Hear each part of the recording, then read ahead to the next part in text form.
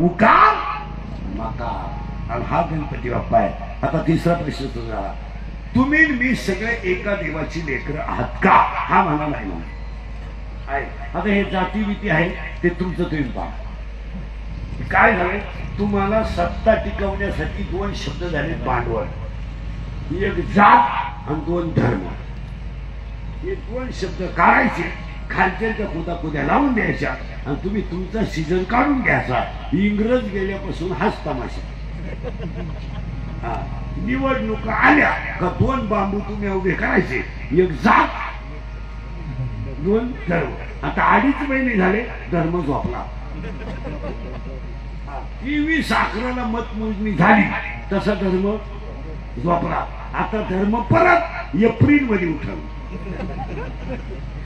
आणि एप्रिलला धर्म झोपला का 2029 लाच होतो.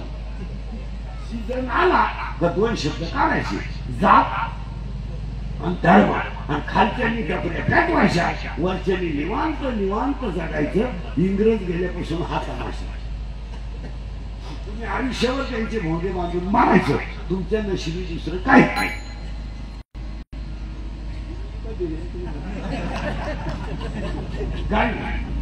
आता एवढे माझ्या पुढे रंगले. आता एखादा आमदार खासदाराला चालेल त्याच्यामध्ये गेला उलट. अशी भिकारी लोकांनी फार स्वाभिमान विकून टाकलं. मला इतकी लाचार लोक झालीत ना मला, तरी समजत होते आपण खानदान माणसं आहे, छत्रपतीचे माणसं आहेत. आपण आम्हाला का मारे काय? आपल्याला छत्रपतीने काय शिकवलंय? बुटाची पॉलिश करायची, पण बुटा चाटून घालायची. आपण भिकाऱ्यावर एका समोस्यासाठी युनिवर्स सभेला गेला. एकच समोसा, तो इतका गुलाम 3 चड्ड्या खराब झाल्या, चड्ड्या गेल्या. तुम्हाला ह्या सगळ्या लोकांनी ना मला यूज अँड थ्रू म्हणून वापरून घेतलं. तुमचा वापर फक्त यूज अँड थ्रू, काहीच नाही. सीझन आला तुम्हाला जवळ करायचं सीझन. आणि खरं सांगा, जगाचा नियम आहे, लोक वापरून घेणार आणि सोडून देणार. लोकांना तुमचं घेणं काय? आता हे माझे मशीन चांगले म्हणून तार आहे, उद्या माझे 2-4 दात पडले, लोक लोकांना हवा जायला लागली, वर फक्त बोलायला लागलं. लोकांना घेणं काय पडलंय? तुम्ही सत्तेत आहात ना, 500 लोक तुमच्या मागे येतील. एक दिवस तुम्ही माझी व्हा, करते नाही. आणि जो आला ना, हे जेवढे विरोधक होते एवढे त्याला जाऊन मिळणार. हा एकटा राहिला. लोकांना काय घेणार? जिकडे घुगऱ्या तिकडे घुगऱ्या, तिकडे उद्या उद्या. लोकांना तुमचं घेणं काय? आपले डोळे गेले टीव्ही चालला, काय गेलं? आपले गुडघे गेले दिंडी निघाली, हे काय झोप. एक वाक्य समजा, इम्प्लिकेटचं वाक्य आहे. खिस्सा जवळ गरम आहे आणि अंगात जवळ ताकद आहे तवर जग खरं आहे. ज्या दिवशी तुमच्या अंगातली ताकद संपली आणि खिशातला माल संपला, तुम्ही ह्या जगातून संपले.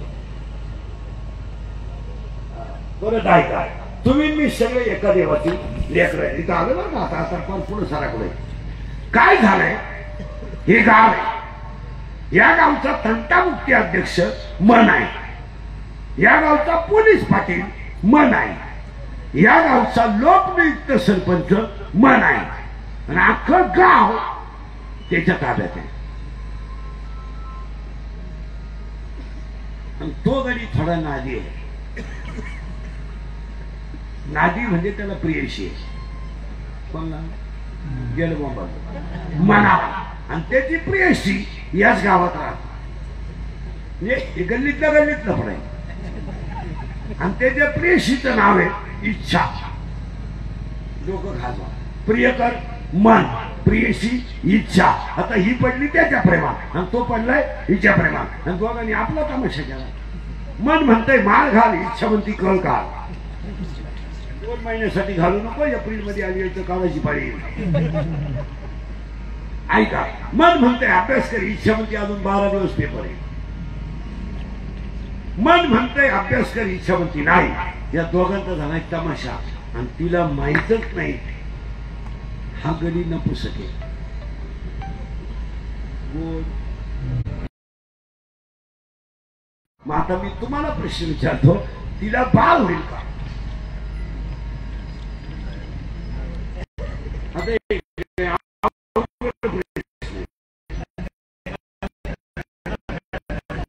तिला बाळ नाही होणार.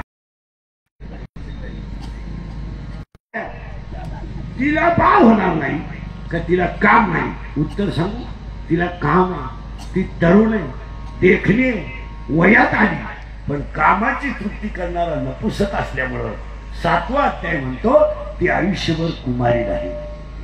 काय ओवी आहे, इच्छा ही कुमारी झाली, कामाचे तारुण्य आली, तिला बाळ होणार नाही होणार बाळ तिला. मग आता ती राहिली वांस कुमारी, तिला बसला धोका. कोणाकडून? मनाकडून. आता मुली उत्तर द्या सगळ्या पोरी. तुम्हाला जर एखाद्या मुलाने धोका दिला,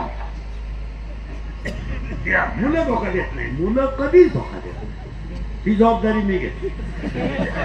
पोरं कधीच धोका देत नाही. का देत नाही? मिळतच नाही तर दिली. धोका द्यायला मिळाली पाहिजे ना. आता पोरीने उत्तर द्या. तुम्हाला जर एखाद्या मुलाने धोका दिला, देत नाही पण दिला, तर गणपती पुढे बसेल तुम्ही खरं सांगा, तुम्ही ही गोष्ट सांगणार कोणाला?